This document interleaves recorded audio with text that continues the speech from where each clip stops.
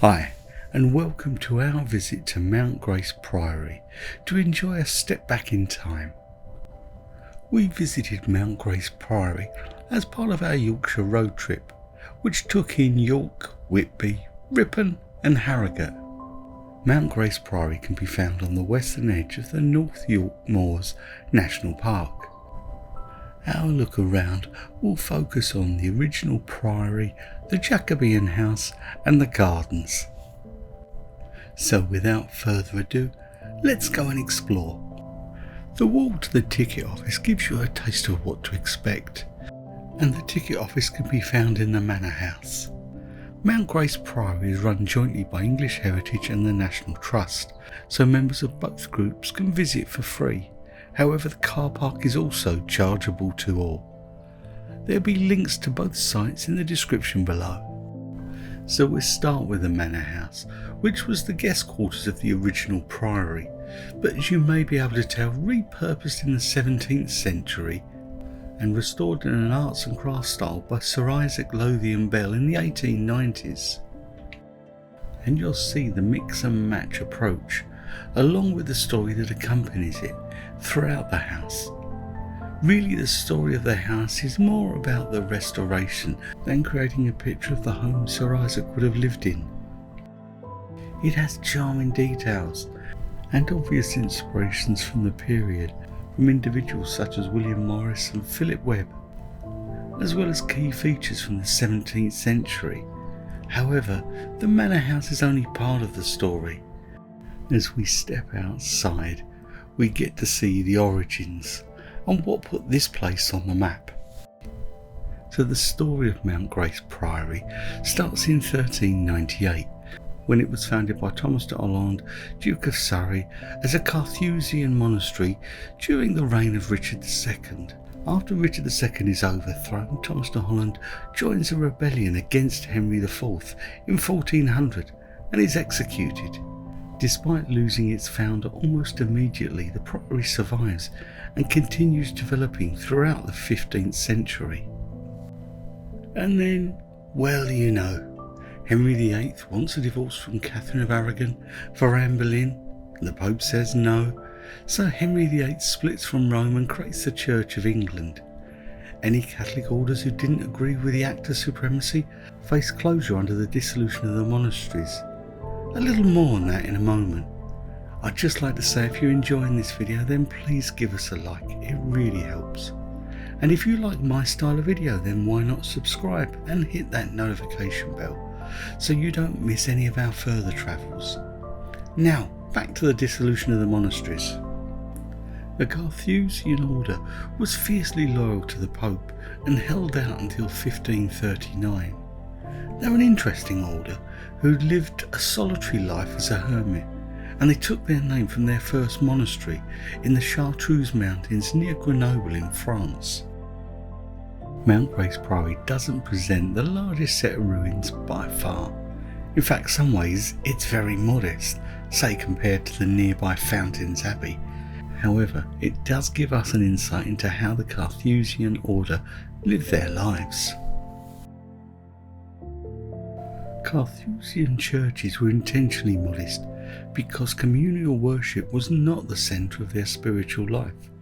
The monks' real spiritual world was in their cell. Now, I know the word cell sounds harsh. It conjures up the idea of a prison cell.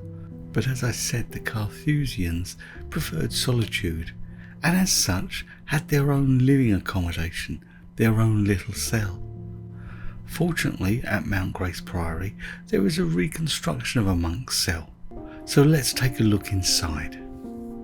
And this is the space where the monks would have spent the vast majority of their time.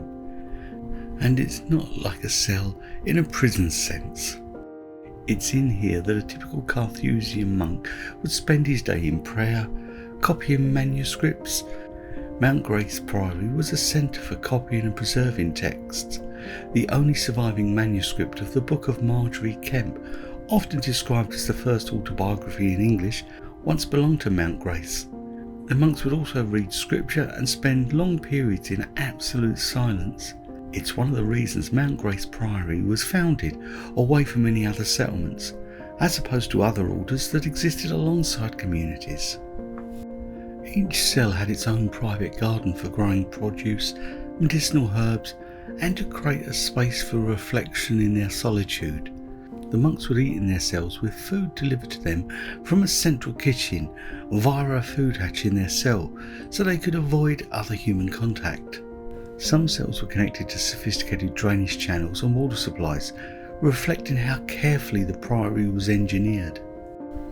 The cells were constructed next to each other, around the central cloisters, and what I find interesting is the juxtaposition between the monk's life in a cell and the concept of a guest house that would later be transformed into a manor house.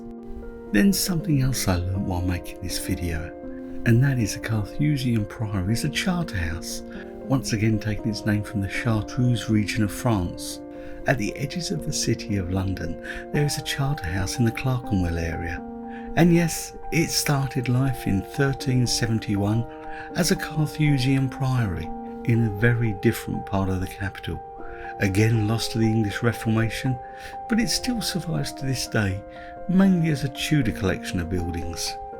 Anyway, back to Mount Grace Priory, and a look at the last piece of our visit, and that's to take in the gardens at the front of the house. Any National Trust garden we have visited has been a joy, and the ones at Mount Grace Priory did not disappoint.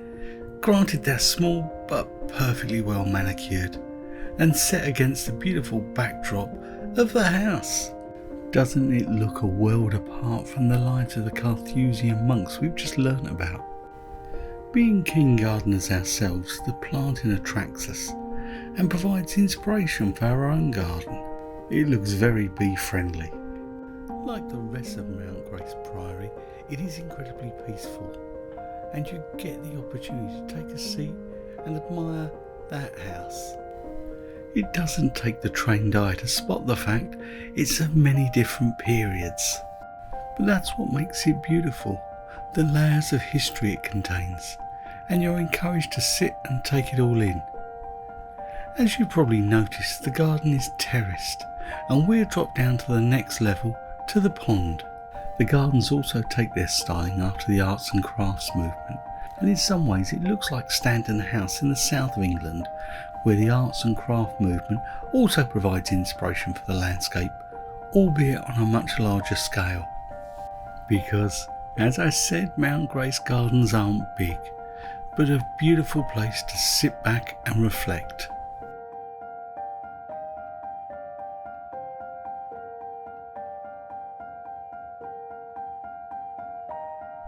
So we've now reached that point where I'll draw this to a close and we'll return to the house. I'd like to thank you so much for watching. Don't forget that like now. Stay safe, stay well, and happy travels.